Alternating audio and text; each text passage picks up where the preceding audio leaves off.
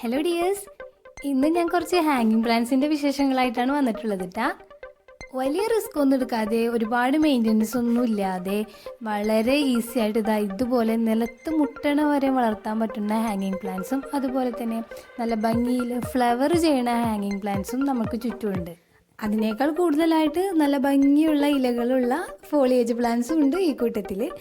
ഇത്തരത്തിലുള്ള ഒരു 17 കൂടുതൽ പ്ലാന്റ്സിനെ ഇന്നത്തെ വീഡിയോയിൽ ഞാൻ ഉൾപ്പെടുത്തിയിട്ടുണ്ട്. കൂടാതെ തന്നെ അവരുടെ ചെറിയ ചെറിയ കെയറിങ് ടിപ്സും ഇതോടൊപ്പം പറയുന്നുണ്ട് കേട്ടോ. അപ്പോൾ ഇവരുടെ ഡീറ്റെയിൽസും പേരും ഊരും എല്ലാം അറിയാനായിട്ട് ഈ വീഡിയോ മുഴുവനായിട്ട് കാണുക. അപ്പോൾ നമുക്ക് നേരെ വീഡിയോയിലോട്ട് പോകാം അല്ലേ. അപ്പോൾ നമുക്ക് ചെടികൾ കണ്ടു തുടങ്ങാമല്ലോ. അപ്പോൾ ഞാൻ ഇതിൽ ആദ്യം തന്നെ എടുത്തിരിക്കുന്നത് ക്രീപ്പിംഗ് ചാർലിയാണ്. ഇതെനിക്ക് ഒരുപാട് ഇഷ്ടപ്പെട്ട ചെടിയാണ് കേട്ടോ. അപ്പോൾ ക്രീപ്പിംഗ് ചാർലിന് ശരിക്കും പൈലിയ ക്രീപ്പിംഗ് ചാർലി എന്നാണ് പറയുക. ഇത് നമ്മുടെ മിൻറ്റ് ഫാമിലി ആയിട്ടുള്ള ലാമിനേസിൽ വരുന്നതാണ്. അതിൻ്റെ ലീഫൊക്കെ സൂക്ഷിച്ച് നോക്കിയാൽ തന്നെ മനസ്സിലാവുമല്ലേ നമുക്ക്. ഇത് നമ്മുടെ മിൻറ്റ് ലീവ്സിനൊക്കെ ആയിട്ട് ഏകദേശം സാമ്യം തോന്നുന്ന തരത്തിലുള്ള ലീവ്സാണ്. ഇവരുടെ കെയറിങ് വളരെ എളുപ്പമാണ്. പക്ഷേ ഇവരുടെ സൺലൈറ്റ് നമ്മൾ ശ്രദ്ധിച്ചില്ലെങ്കിൽ പെട്ടെന്ന് നശിച്ചു പോകും. ഇതൊരു ഷെയ്ഡ് ലവിങ് പ്ലാന്റ്സ് ആണ്. അപ്പോൾ അതുകൊണ്ട് തന്നെ അത്യാവശ്യം ഷെയ്ഡിൽ തന്നെ വളർത്തണം. അതുപോലെ തന്നെ വാട്ടറിങ്ങിൻ്റെ കാര്യത്തിലും ശ്രദ്ധിക്കേണ്ടതുണ്ട്.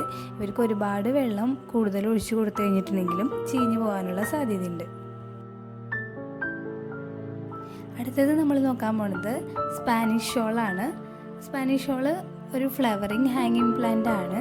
അതുകൊണ്ട് തന്നെ ഇതിന് അത്യാവശ്യം സൺലൈറ്റ് ഒക്കെ ആവശ്യമാണ്. ഹെട്രോസെൻട്രോൺ എലഗൻസ് എന്നാണ് ഇതിനറിയപ്പെടുന്നത്. പിന്നെ ഇതിൻ്റെ കെയറിങ്ങും കാര്യങ്ങളും പറയുകയാണെങ്കിൽ ലൈറ്റിൻ്റെ കാര്യത്തിൽ ഫുൾ സൺ ടു സെമീസ് ആണ്. തീരെ ഷെയ്ഡിലായി പോകരുത്. നമ്മൾ നേരത്തെ പറഞ്ഞ പോലെ അത്യാവശ്യം ലൈറ്റും കാര്യങ്ങളും ആവശ്യമാണ്. പിന്നെ ഇതിന് പോട്ടിംഗ് മിക്സ് തയ്യാറാക്കുമ്പോൾ നമ്മൾ നല്ല ഡ്രെയിനേജുള്ള സോയിലായിരിക്കണം. ഒരുപാട് വെള്ളമൊക്കെ കെട്ടിക്കിടക്കാത്ത രീതിയിലുള്ള പോട്ടിംഗ് മിക്സ് ആയിരിക്കണം കൊടുക്കേണ്ടത്. പിന്നെ ഡ്രൈ ആവുന്ന സമയത്ത് നന്നായിട്ട് വെള്ളം ഒഴിച്ചു കൊടുക്കാം. ഇത്രയാണ് ഇതിൻ്റെ കെയറിങ് എന്ന് പറയുന്നത്.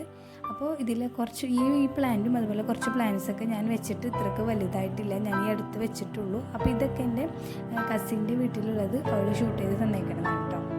ഈ സെയിം പ്ലാന്റിൻ്റെ തന്നെ കട്ടിങ്സ് വെച്ചിട്ട് എനിക്കിപ്പോൾ വേരൊക്കെ പിടിച്ച് വളർന്നു തുടങ്ങിയിട്ടുണ്ട്. അപ്പോൾ ഇതിപ്പോൾ അവളുടെ വീട്ടിൽ നിൽക്കണത് കണ്ടാൽ നിങ്ങൾക്ക് മനസ്സിലാവും. നല്ല ലെങ്ത്തിൽ താഴെ മുട്ടാറായ രീതിയിലാണ് നിൽക്കുന്നത്. അപ്പോൾ ഈ ഒരു പ്ലാന്റ് നമുക്ക് ഗ്രൗണ്ട് കവറായിട്ട് കവർ ചെയ്ത് വളർത്താൻ പറ്റിയ ഒരു ചെടിയാണ് കേട്ടോ ഇത്. നിങ്ങൾക്ക് സെർച്ച് ചെയ്താൽ മനസ്സിലാവും. അപ്പോൾ ഇതിൻ്റെ ഫ്ലവേഴ്സ് നല്ല അട്രാക്റ്റീവായിട്ടുള്ള അത്യാവശ്യം സാധാരണ ഹാങ്ങിങ് പ്ലാന്റ്സിൽ നിന്ന് വ്യത്യസ്തമായിട്ട് കുറച്ചും കൂടി വലിയ ഫ്ലവറാണ് ഈ ഒരു സ്പാനിഷ് ഷോൾ ചെടിയിൽ കാണുന്നത്.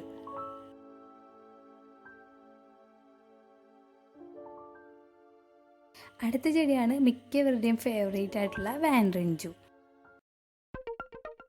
ഇതിൻ്റെ യഥാർത്ഥ പേര് ട്രാൻഡൻസ്കാൻഷ്യ സെബ്രീന എന്നാണ്. അപ്പോൾ ഞാൻ ഇങ്ങനെയുള്ള പേരുകൾ പറയാൻ കാരണം ഇതറിയാൻ താല്പര്യമുള്ളവരുണ്ടാവും. പിന്നെ ഞാൻ അറിഞ്ഞു വെച്ചെടുക്കുന്നതിൽ വല്ല തെറ്റുണ്ടെങ്കിൽ നിങ്ങൾ തിരുത്തുകയും ചെയ്യുമല്ലോ എന്ന് വെച്ചിട്ടാണ് കേട്ടോ.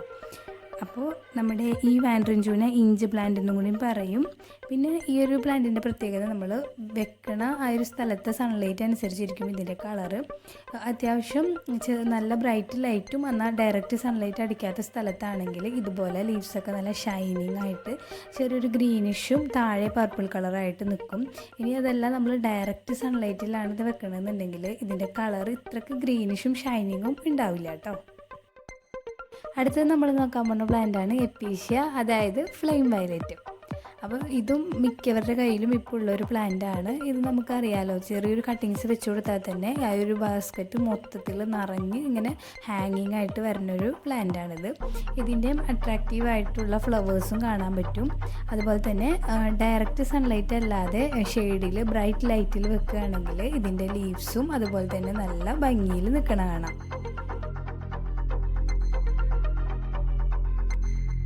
ഇനി നമ്മൾ അടുത്തത് നോക്കാൻ പോകുന്ന പ്ലാന്റാണ് ടാങ്കിൾഡ് ഹാർട്ട്. സക്യുലൻ്റ് വിഭാഗത്തിൽ പെടുന്ന ഈ ചെടിയുടെ യഥാർത്ഥ പേര് പ്ലെക്ട്രാന്തസ് പ്രോസ്ട്രാറ്റസ് എന്നാണ്. സ്വീഡിഷ് ഐവി എന്നും കൂടി ഇതിനറിയപ്പെടും. സക്യുലൻ്റ് വെറൈറ്റി ആയതുകൊണ്ട് തന്നെ ഇതിന് ഒരുപാട് വെള്ളത്തിൻ്റെ ആവശ്യമൊന്നുമില്ല. ആ ഒരു മണ്ണ് നന്നായിട്ട് ഡ്രൈ ആകുമ്പോൾ മാത്രം നമ്മൾ വെള്ളം ഒഴിച്ച് കൊടുത്താൽ മതി. പിന്നെ ഡയറക്റ്റ് സൺലൈറ്റ് ഇതിന് കുഴപ്പമില്ലെങ്കിലും ഒരു ദിവസം മുഴുവൻ ഡയറക്റ്റ് സൺലൈറ്റ് കിട്ടുന്ന ഭാഗത്താണെങ്കിൽ ചെടിയുടെ ഗ്രോത്ത് അത്ര നല്ലതായിരിക്കില്ല. പിന്നെ നമ്മളിതിന് വെള്ളം ഒഴിക്കുമ്പോൾ തണ്ടുകൾ നനയാതെ നോക്കുന്നതും നല്ലതായിരിക്കും. അടുത്ത നമ്മൾ നോക്കാൻ പോകുന്ന പ്ലാന്റാണ് ഫിലഡെൻഡ്രോൺ ബ്രസീൽ. അപ്പോൾ ഇത് നമുക്ക് ഇൻഡോറായിട്ട് വളർത്താൻ പറ്റും. പോട്ടിലാണെങ്കിലും ഹാങ്ങിങ് പോട്ടിനായാലും എങ്ങനെയായാലും ലോ ലൈറ്റിൽ അത്യാവശ്യം കുഴപ്പമില്ലാത്ത രീതിയിൽ വളരുന്നൊരു പ്ലാന്റാണ് ഫിലഡെൻഡ്രോൺ ബ്രസീൽ. അപ്പോൾ ഇതിന് നമ്മൾ വാട്ടറിങ്ങിൻ്റെ കാര്യത്തിലാണെങ്കിലും ലൈറ്റിൻ്റെ കാര്യത്തിലാണെങ്കിലും ആൾ കുറച്ചും കൂടിയും അഡ്ജസ്റ്റ് ചെയ്തോളൂ കേട്ടോ. അത് കുറച്ച് കുറവൊക്കെ ആണെങ്കിലും അത്യാവശ്യം നല്ല രീതിയിൽ അഡ്ജസ്റ്റ് ചെയ്ത് അതൊക്കെ സർവൈവ് ചെയ്ത് ജീവിക്കും.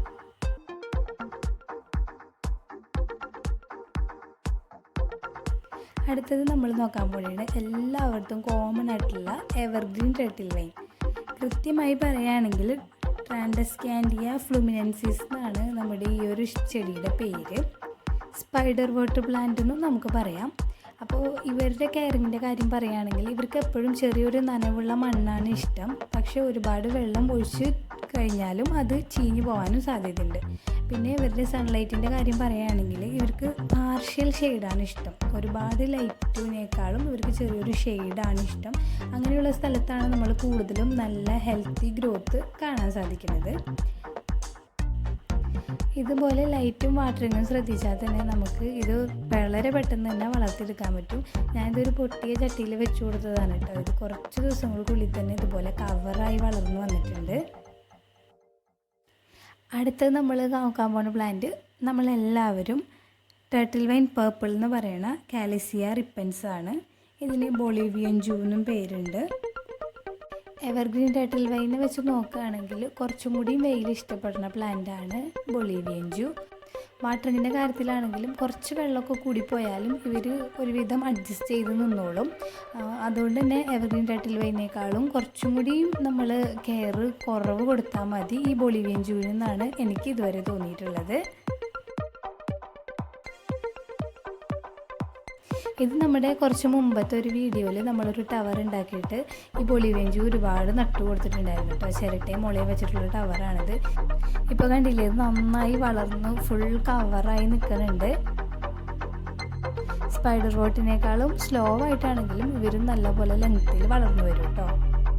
അടുത്തത് നമ്മൾ നോക്കാൻ പോകുന്ന മറ്റൊരു പ്ലാന്റാണ് പെലോണിയ റിപ്പൻസ്, അതായത് വാട്ടർമെലൺ റിപ്പൻസ് എന്നൊക്കെ നമ്മൾ പറയും. ഇതിൻ്റെ ഇലകളുടെ പ്രത്യേകത കൊണ്ട് തന്നെയാണല്ലേ നമ്മൾ വാട്ടർമെലൺ റിപ്പൻസ് എന്ന് പറയുന്നത്. കൊണ്ട് ഫുള്ള് ഇങ്ങനെ വാട്ടർമെലൻ്റെ ചെറിയൊരു പാറ്റേണിലുള്ള ഡിസൈനൊക്കെയാണ് കാണുന്നത്. അപ്പോൾ ഇതിൻ്റെ ഒരു കെയറിൻ്റെ കാര്യങ്ങൾ പറയുകയാണെങ്കിൽ ഇത് മീഡിയം ടു ബ്രൈറ്റ് ലൈറ്റ് കിട്ടുന്ന ഒരു സ്പോട്ടിൽ വെക്കുകയാണെങ്കിൽ ഇത് നന്നായിട്ട് വളരും. അടുത്ത് നമ്മൾ നോക്കാൻ പോകുന്നത് പെപ്രോമിയ പ്ലാന്റ് ആണ്. നമ്മുടെ തൊട്ട് മുമ്പത്തെ വീഡിയോയിൽ ഞാൻ ഈ പ്ലാന്റ് കാണിച്ചിട്ടുണ്ടായിരുന്നു. അപ്പോൾ ഇത് പെപ്രോമിയ സ്കാൻഡൻസ് ഗ്രീൻ ആണ്. ഇതിൻ്റെ ലീവ്സ് ആണെങ്കിലും നമ്മൾ നേരത്തെ പറഞ്ഞ പോലെ തന്നെ അത്യാവശ്യം നല്ല കട്ടിയുള്ള ലീവ്സാണ്. ഒരുപാട് വെള്ളത്തിൻ്റെ ആവശ്യമൊന്നുമില്ല. നമ്മൾ ഡ്രൈ ആവുന്ന സമയത്ത് മാത്രം വെള്ളം ഒഴിച്ച് കൊടുക്കേണ്ട ആവശ്യമുള്ളൂ. ഇവരുടെ ഫാമിലി എന്ന് പറയുന്നത് നമ്മുടെ കുരുമുളകിൻ്റെയൊക്കെ ഫാമിലി ആയിട്ടുള്ള പിപ്പറേസിയാണ്. ഇപ്പോൾ വലിയ കാര്യമായിട്ട് ഫാമിലിയൊക്കെ പറയുന്നുണ്ടല്ലേ. തൊട്ട് മുമ്പത്തെ വീഡിയോ കണ്ടവർക്ക് അറിയാമല്ലേ ഞാനത് എങ്ങനെ കണ്ടുപിടിച്ചതെന്ന്. അപ്പോൾ അടുത്തതും ഇതുപോലെ തന്നെ ഹാങ് ചെയ്തിടാൻ പറ്റിയൊരു പ്ലാന്റാണ് പെപ്രോമിയ സ്കാൻഡൻസ് വാരിഗേറ്റ. അത് കാണുമ്പോൾ തന്നെ മനസ്സിലാവുമല്ലോ, പെപ്രോമിയയുടെ ലീഫിൽ കുറച്ച് വാരിഗേഷൻസ് ഒക്കെ ഉള്ള ഒരു വെറൈറ്റിയാണ് സ്കാൻഡൻസ് വാരിഗേറ്റ. അപ്പോൾ ഇതൊക്കെ ഞാൻ പ്രൊപ്പഗേറ്റ് ചെയ്യാൻ വെച്ചിട്ട് ഒരുവിധം വളർച്ച എത്തി വരണുള്ളൂ. അതുകൊണ്ട് ഞാനിതൊന്നും ഹാങ് ചെയ്ത് വെച്ചിട്ടില്ല. ഇവരും ഒരു മീഡിയം ടു ബ്രൈറ്റ് ലൈറ്റിൽ വെച്ചാൽ നല്ല ലെങ്ത്തിൽ വളരും. അടുത്തത് നമ്മൾ നോക്കുന്നത് നമുക്ക് ഹാങ് ഒക്കെ ചെയ്തിടാൻ പറ്റിയ ഒരു ഗ്രാസിനെയാണ്, ഹെമിഗ്രാഫിസ് റിപ്പൻഡ. ഇതിപ്പോൾ ഒരുപാട് സ്ഥലത്ത് കോമൺ ആയിട്ട് കാണുന്ന ഒരു പ്ലാന്റാണ്. അപ്പോൾ ഇതിൻ്റെ ഗ്രീൻ കളറാണ് നമ്മളിപ്പോൾ കണ്ടുകൊണ്ടിരിക്കുന്നത്. ഇതിന് ബോർഡർ ഗ്രാസ് എന്നും അറിയപ്പെടും. ഗാർഡനിലൊക്കെ നമുക്ക് ബോർഡറായിട്ടൊക്കെ പിടിപ്പിച്ചു കൊടുക്കാൻ പറ്റിയൊരു പ്ലാന്റാണിത്. ഇതിപ്പോൾ ഞാൻ വെച്ചിട്ട് വളരെ കുറച്ചേ ആയിട്ടുള്ളൂ. ഇത് ശരിക്കും കുറച്ചും കൂടി വളർന്നു കഴിഞ്ഞാൽ നല്ല തിക്കായിട്ട് കുറച്ചും കൂടി ഹൈറ്റിൽ നിൽക്കും. ഒരുപാട് ഹാങ് ചെയ്ത് വരുന്നതല്ല, പക്ഷെ കുറച്ച് ഹൈറ്റിൽ നിൽക്കും. ഇതിനും അത്യാവശ്യം ലൈറ്റ് ആവശ്യമാണ്, എങ്കിൽ മാത്രമേ ഇത് നല്ലൊരു വളർച്ച കാണിക്കുള്ളൂ കേട്ടോ. ഇനി നമ്മൾ നോക്കുന്നത് ഇപ്പോൾ തന്നെ കണ്ട ഹെമിഗ്രാഫിസ് റിപ്പൻഡയുടെ മറ്റൊരു വെറൈറ്റിയാണ്. ഇത് പർപ്പിൾ കളറിലാണുള്ളത്. ഇതും ഹെമിഗ്രാഫിസ് റിപ്പൻഡ പർപ്പിൾ എന്നറിയപ്പെടും, അല്ലെങ്കിൽ ഡ്രാഗൺസ് ടങ്ക്, ഡ്രാഗൺസ് ബ്രീത്ത് എന്നൊക്കെ അറിയപ്പെടുന്നത് ഈ ഒരു ചെടി തന്നെയാണ്. ഈ ഒരു ചെടിയുടെ ഇലയുടെ ഷേപ്പും കളറൊക്കെ കൊണ്ടാണ് ആ ഒരു പേര് വന്നതെന്ന് വിചാരിക്കണം. ഇത് കണ്ടാൽ തന്നെ അറിയാമല്ലോ, ഇത് പ്രൊപ്പഗേറ്റ് ചെയ്യാൻ വെച്ചിട്ട് വളരെ കുറച്ച് ദിവസങ്ങളേ ആയിട്ടുള്ളൂ കേട്ടോ. അപ്പോൾ ഇത് വളർന്നു വരുമ്പോൾ എങ്ങനെ ഇരിക്കുമെന്ന് അറിയാൻ വേണ്ടി ഞാൻ ഇതുപോലെ കുറച്ച് ഫോട്ടോസ് കാണിച്ചു തരാം. അപ്പോൾ ഇതുപോലെ നല്ല തിക്കായിട്ട് വളർന്നു കഴിയുമ്പോൾ നല്ല ഭംഗിയാണ് കാണാൻ. ഇതിൻ്റെ ഇടയിൽ ഇതുപോലെ നല്ല വൈറ്റ് കളറിലുള്ള ചെറിയ ചെറിയ ഫ്ലവേഴ്സും ഉണ്ടാവും.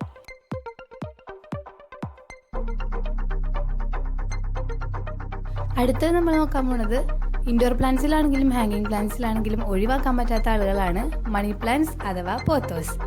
അപ്പോൾ ഇവർ ഒരുപാട് വെറൈറ്റീസ് ഉണ്ടല്ലേ. അപ്പോൾ ഇതെല്ലാം നല്ലൊരു ഹാങ്ങിങ് പ്ലാന്റ്സ് ആയിട്ട് വളർത്താൻ പറ്റിയതാണ്. പക്ഷേ ഇവർക്ക് നമ്മൾ മീഡിയം ടു ലോ ലൈറ്റ് കൊടുക്കുന്നതായിരിക്കും ഏറ്റവും നല്ലത്. പിന്നെ വെള്ളമാണെങ്കിലും ഒരുപാടൊന്നും ആവശ്യമില്ല. നമ്മൾ ആ ഒരു മണ്ണിൽ വിരൽ കുത്തി നോക്കിയിട്ട് നനവില്ലെങ്കിൽ മാത്രം ഒഴിച്ചു കൊടുത്താൽ മതി. അടുത്ത പ്ലാന്റ് ബേബി ടീയേഴ്സ് പ്ലാന്റ് ആണ്. അതും നല്ലൊരു ഹാങ്ങിങ് പ്ലാന്റ് ആണ്. ഇതിൻ്റെ ചെറിയ ചെറിയ ലീവ്സാണ് ഇതിൻ്റെ ഏറ്റവും വലിയ അട്രാക്ഷൻ എന്ന് പറയുന്നത്.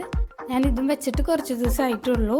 ഇതിനും നമ്മൾ ബ്രൈറ്റ് ഇൻഡയറക്റ്റ് ലൈറ്റ് കൊടുക്കുകയാണെങ്കിൽ ഇത് ശരിക്കും നല്ല ലഷായിട്ട് വളർന്ന് ചെറിയൊരു മാറ്റ് പോലെ ഇങ്ങനെ വിരിഞ്ഞ് നിൽക്കുന്നത് കാണാൻ പറ്റും.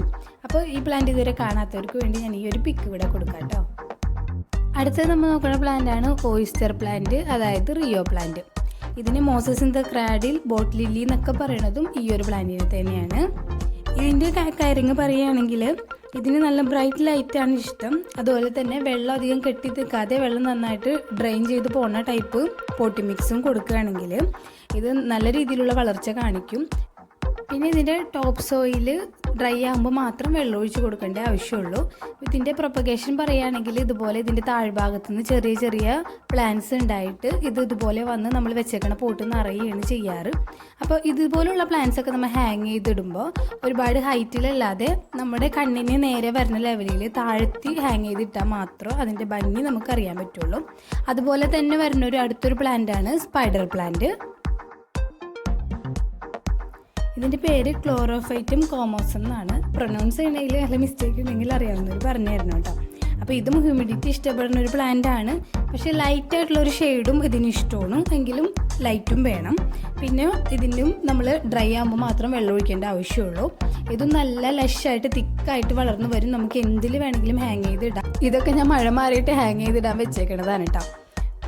നേരത്തെ പറഞ്ഞ പോലെ തന്നെ ഈ ഒരു പ്ലാന്റും നമ്മൾ ഒരുപാട് ഹൈറ്റിൽ ഹാങ് ചെയ്യാതെ കുറച്ച് താഴ്ത്തി നമുക്ക് കാണുന്ന രീതിയിൽ ഹാങ് ചെയ്യുമ്പോഴായിരിക്കും കൂടുതൽ ഭംഗി ഉണ്ടാവുക. അപ്പോൾ നമ്മുടെ ഇന്നത്തെ വീഡിയോ എല്ലാവർക്കും ഇഷ്ടമായെന്ന് വിചാരിക്കുന്നു. പുതിയൊരു വീഡിയോ ആയിട്ട് കാണാം. അതുവരേക്കും bye bye from Safees home diary.